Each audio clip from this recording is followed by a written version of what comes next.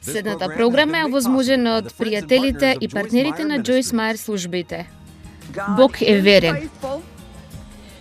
Јас не знам колку долго ќе треба да чекаш, но јас знам дека Бог ќе ти одговори. И јас знам дека ти можеш да уживаш во чекањето, ако само си го подобриш однесувањето.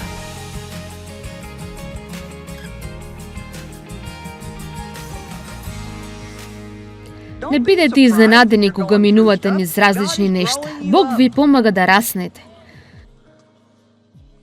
Може би нема да му благодарите сега, но еден ден, кога ќе погледнете наназад, а јас гледам наназад и му благодарам на Бог за најтешките нешта низ кои сум минала во мојот живот. И некои од местата каде што Бог ме ставил биле само како христијани сме правеле нешта и сме се однесувале спрема другите на начини кои што не биле правилни и јас не разбирав зошто сум таму. И знаете што? Јас не научив што треба да правам. Јас научив што не треба да правам. А понекогаш единствениот начин на кој што ќе научиш да не ги злоупотребуваш другите е да бидеш самиот во ситуација каде ти си нефер злоупотребе. Ајде, и потоа вие учите затоа што знаете какво е чувството. Вие не знаете јас ни што се сум требала да поминам за да можам да ви помогнам на вас денес. Се шалам. Не толку, но... Јас сум толку среќна сега за се што сум поминала. Дури моето детство. Не може ни да ми биде жал за тоа, затоа што сето тоа е дел од тоа која сум денес. Јов чекал, Рута и Естира чекале. Јас чекав. Јас чекам за некои работи и сега. Колкумина од вас чекаат на нешто? Добро, јас не можам да сторам нешто за вашето чекање, но ако навистина ме слушате, можам да ви помогнам да уживате во животот додека чекате. Тоа е клучното. Јас можам да ви помогнам да уживате во животот додека чекате. И луѓе, колку тоа го лути ѓаволот. Јован 10:10. Крадецот доаѓа само да украде, да убие и да уништи. Но Исус рече, јас дојдов. Ми се допаѓа тоа, тоа го уништува целиот план на ѓаволот. Јас дојдов. И ние не треба да речеме ништо повеќе. Јас дојдов за да имате и да уживате во животот и да го имате во изобилие, толку полн што прелива. Зошто не го налутите ѓаволот за тоа што ќе почнете да уживате во вашиот живот?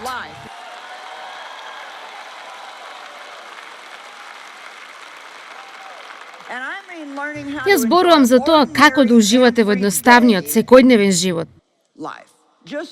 Едноставен живот. Ако само можеме да успориме доволно за да го распознаеме Божјето присуство, и може би некои од вас не ни знаете зашто зборувам, не знам, но има едно видно присуство на Бог кое вие можете, а јас нема да кажам да почувствувате, но можете да го разликувате, можете да го препознаете. Го знаете во вашето срце. Бог е со нас секогаш, но само кога успориме доволно за да го распознаеме тоа, тогаш уживаме во Него. И кога Библијата вели, радувајте се во Господа, има толкава радост длабоко во тебе и некако духовно чувство кое ти доаѓа, без разлика колку се големи твоите проблеми. Ако ти можеш да минуваш време со Божјето присуство и знаеш дека тој чекори со тебе, тоа надминува се останато што се случува во твојот живот, затоа што ти едноставно знаеш дека тој ќе се погрижи за тоа. И на некој начин, некако, некој ден, кога тој е добар и спремен, тој ќе се погрижи за тоа. Ние сите чекаме на нешто, но не можеме да го натераме Бог да ни каже кога ќе дочекаме.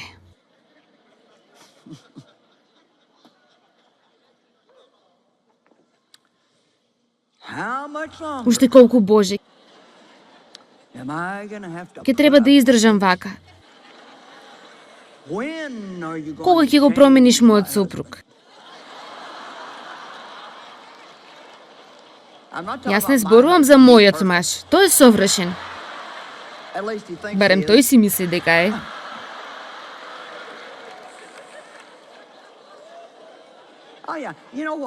О, да, знаете што? Дејв е специјален човек. Ке има посебен оддел во небото каде што ќе живее само тој и Бог. Јас го прашав Дејв, затоа што едноставно сакам да зборувам со луѓето за овие работи. Јас реков, која е твојата најголема слабост? И тој не можеше да се сети на ништо.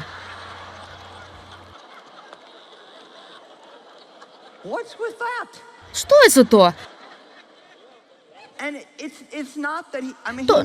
Тоа не е, мислам, тој знае дека има слабости, но Дејв едноставно се му оди во животот. Дело тоа е неговиот карактер, но тој едноставно, тој воопшто не е несигурен во себе си. Нему воопшто не му е гале што другите мислат за него.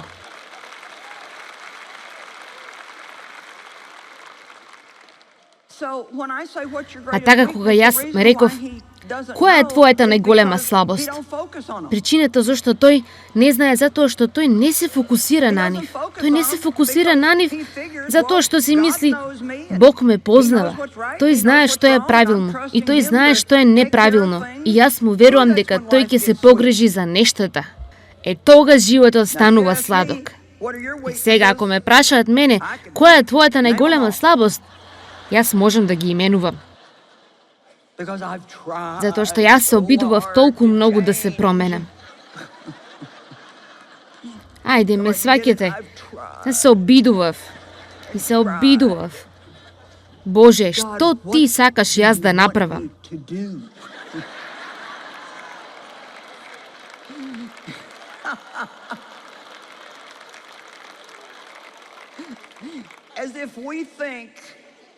Ние си мислиме дека ако ние направиме нешто, се ќе се смени. И знаете што е одговорот? Тој сака да му веруваме, да чекаме на него со добар став.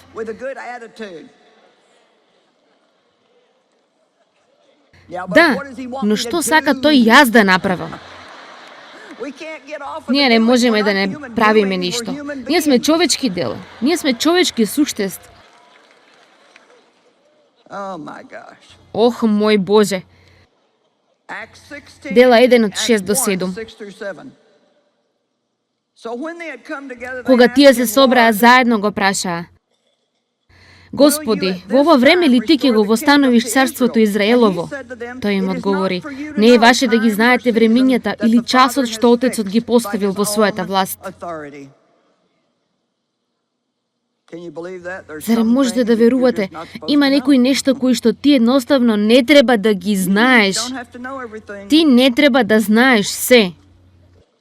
Ајде, кажи му на некој до тебе. Ти не треба да знаеш се.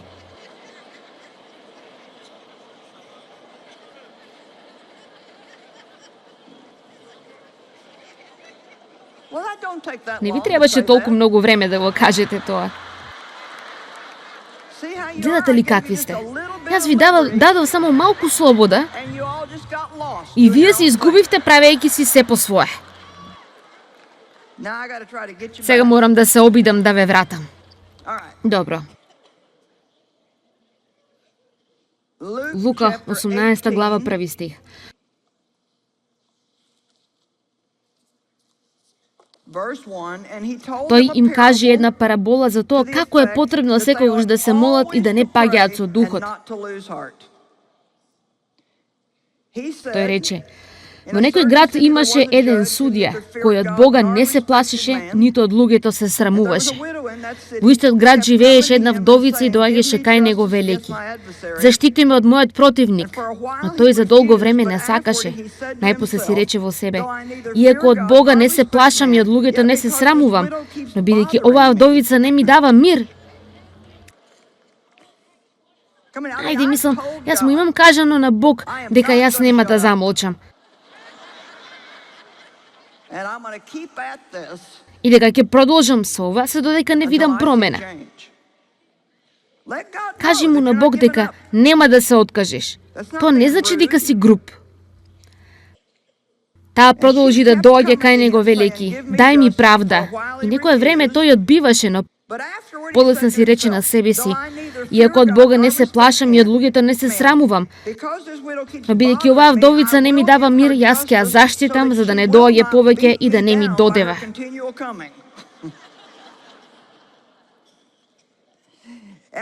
И рече Господ: чујте што зборува несправедливиот судија.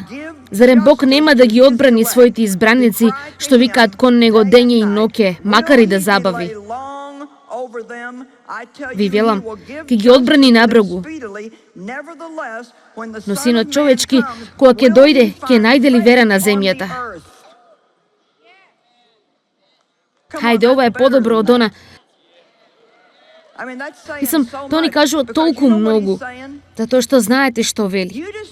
Ти само гледај да останеш во верата, да продолжиш да веруваш и дозволи ми јас да делувам. Се додека ти веруваш, Бог работи. И ќе ви кажам во што треба да останеме подолго. А јас го правам ова доста време и ми има навистина помогнато кога чекам на нешто и почнам да размислувам за тоа колку време веќе поминало. Знаете, мојот мозок почнува да станува негативен и јас ќе речам гласно: Бог делува, Бог работи. И тоа ми помага затоа што е вистина. А знаете, кога имате пробив во животот, Бог не почнал да работи на тоа преку една секунда. Бог работи во твојот живот сега. Тој ги има слушнато твоите молитви. Тој работи на твојата ситуација. Но особено кога се молиш за други луѓе, ти немаш контрола на тоа колку време ќе им треба за да го слушнат Бог. Евреи 11 стих 1 и стих 6. А верата е тврда увереност во она на кое се надеваме. Но запомнете, што е надеж? Тоа е позитивно очекување дека нешто добро ќе ми се случи. Така, верата е тврда увереност во она на кое се надеваме, убеденост во она што не се гледа. Верата е за оние моменти кога не гледаш ништо, кога не се чувствуваш добро, кога имаш прашања за кои немаш одговор. И верата не е работа на срцето. Верата може да верува дека Бог делува и дека нешто добро ќе се случи, дури кога се околу нив изгледа сосема спротивно.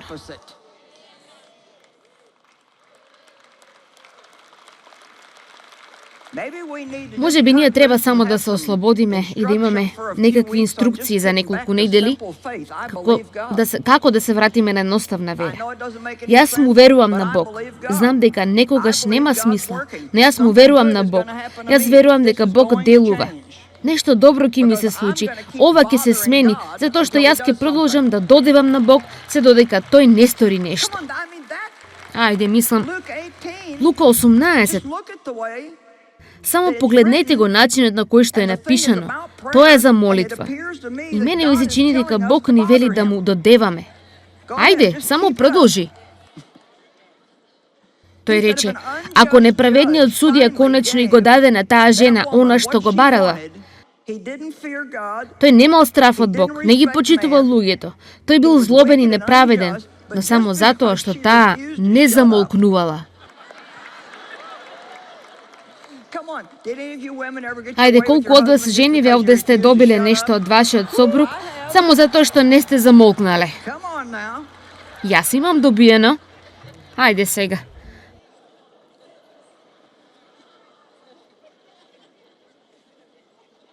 Значи, разбирате.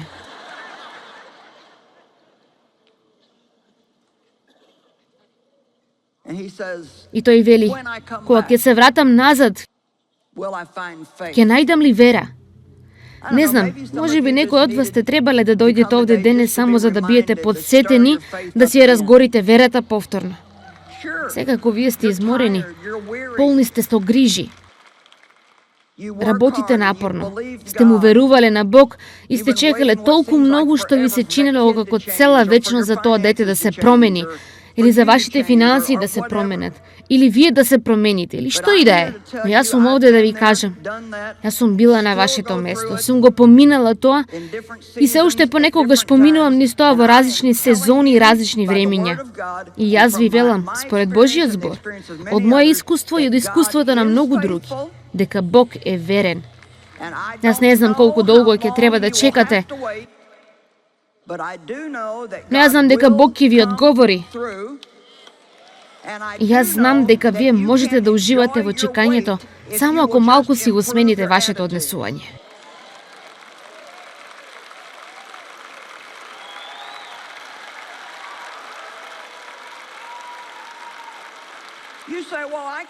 Вие велите, па што да направам кога така се чувствувам? Можеби не можеш да направиш ништо, но ти можеш да си го контролираш однесувањето. А знаете од каде знам дека можете? Затоа што Библијата вели дека ние имаме само контрола. Само контрола значи дека можете да се контролирате себе си, ако во случај не ви беше јасно тоа. Но без вера е невозможно да му угодиме на Бог, зашто кој му пристапува на Бога мора да верува. Две нешта.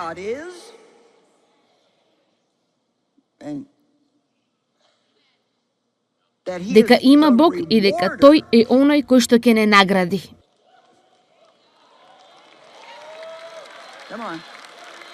Ајде. Тој е оној кој што ќе ги награди оние кои упорно го бараат него. Хајде, имате благослови кои доаѓаат. Бог работи во вашиот живот.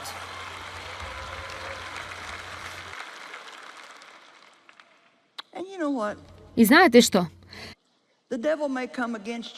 Ѓаволот можеби ќе дојде против вас и можеби дури ќе успее да ве удри неколку пати, но тој нема да ве победи ако ти и Бог работите заедно како тим. Едноставно тоа нема да се случи.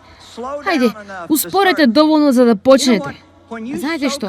Кога ќе впиете доволно од Божјето присуство, тоа ве прави силни.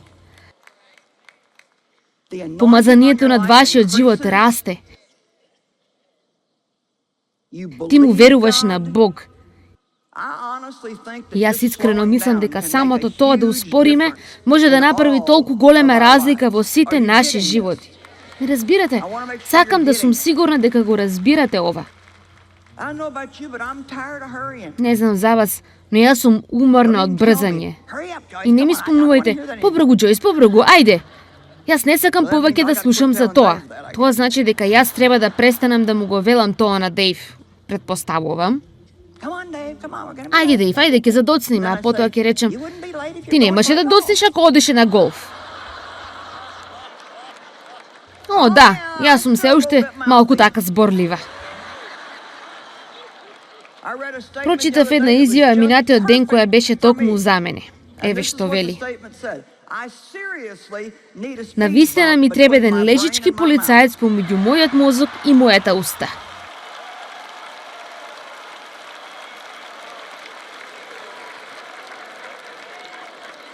На колку од вас им треба еден таков исто така? Потоа пред некој ден мојот син беше на шопинг и ми пише: "Мамо, ти купив нова мајца." Јас се почувствував толку топло и сладко и си помислив: "О!" А потоа тој ми прати слика од мајцата. Тоа беше една црна мајца на која со големи бели букви пишуваше: "Ако мојата уста нема да го каже тоа, моето лице ќе го покаже." О, да. Моето семејство мислат дека сите се многу шеговити. О, Господи, и сега што? Што сакам да направам сега? Знаете, кога чекаме, ние сме искушувани. Имаме многу искушенија кога чекаме.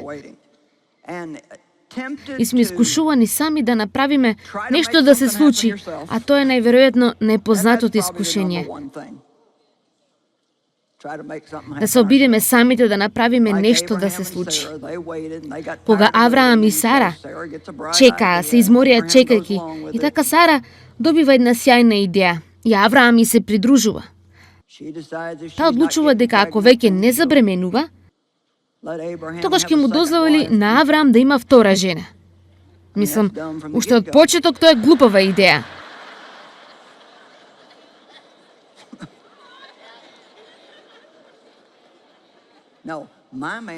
Не, мојот маж си е само мој.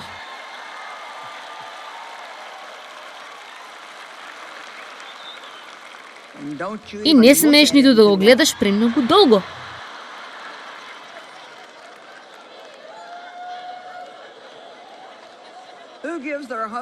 Која би му дала на својот маж втора жена? Како и да е, се обидуваме да ги завршиме нештата самите. Друг проблем е едноставно да се откажете. Колку пати во вашиот живот сте му рекли на Бог, се откажувам. Ајде, ох Боже, се откажувам.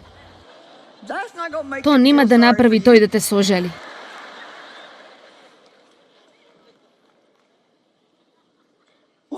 Па јас едноставно се откажувам. Го надминуваш тој и почнуваш повторно од почеток. И додека чекаш, ти си искушуван да се налутиш на други луѓе кои не минуваат низ тоа што ти го минуваш. Љубоморен си на луѓе кои изгледаат како никогаш да немаат никакви проблеми во животот и се изгледа како да им е полесно. Ти си болна цело време, а твојата пријателка не е имала ниту една настинка изминативе 7 години. И ти ја сакаш неа со љубовта Христова, ама таа толку многу те нервира.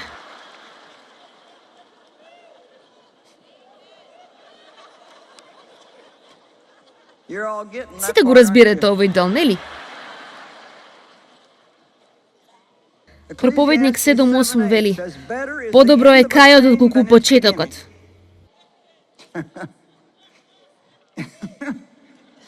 Па Незија иритира токму ова. И трпеливиот во духот е подобар отколку гордиот. Ајде да го сватиме тоа. Трпеливиот во духот е подобар отколку гордиот. Што прават гордите? Гордите се обидуваат да земат контрола над нештата и самите да направат нешто да се случи. Но трпеливите чекаат на Бога. Јаков 1:4. Но нека трпеливоста има совршено тело за да биете совршени и потполни, без никаков недостаток. Во животот секогаш ќе постојат нешта кои не ви се познати.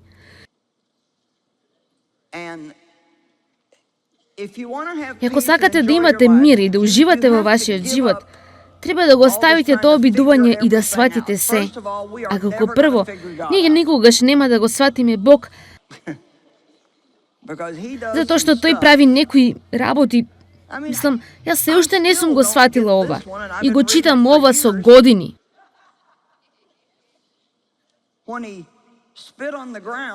Кога тој плукнал на земјата и направил мали тортички од кал, плукнува и го мачка тоа на очите на слепиот. Исусе, тоа не звучи многу фино, ниту фино, тој плукнал на земјата.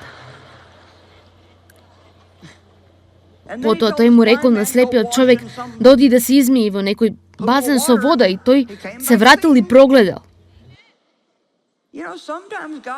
Знаете, понекогаш Бог прави нешто многу чудно, само за да види дали ќе му веруваме и ќе се придружиме. Мислам, тоа не може да биде ништо друго освен Исус сакал да провери дали тој човек ќе му верува и ќе отиде и ќе го стори она што тој му го рекол. Хајде, може би ти си го испуштил твоето чудо, или јас сум го испуштила моето чудо, само затоа што не сум се понизила себе си да направам нешто што изгледа глупаво и јас не сум го разбрала. Се обидувам да завршам овде, но на вистина се забавувам. Зашто моите мисли не се твои мисли, ниту твоите патишта не се мои патишта. Како што небото е повисоко од земјата, така и моите патишта се повисоки од твоите патишта и моите мисли се повисоки од твоите. Дозволете ми само да ве потсетам дека Бог работи во вашиот живот. Ви велам, ако сте молеле молитва со вера, кој што е според Божјата волја, Бог работи на тоа. Хајде, не ми е грижа колку долго сте чекале. Бог работи на тоа. Ајде, подигнете ја главата, дигнете ги тие раце кои паѓаат надолу. Ставајте насмевка на вашето лице и кажете: Бог работи во мојот живот.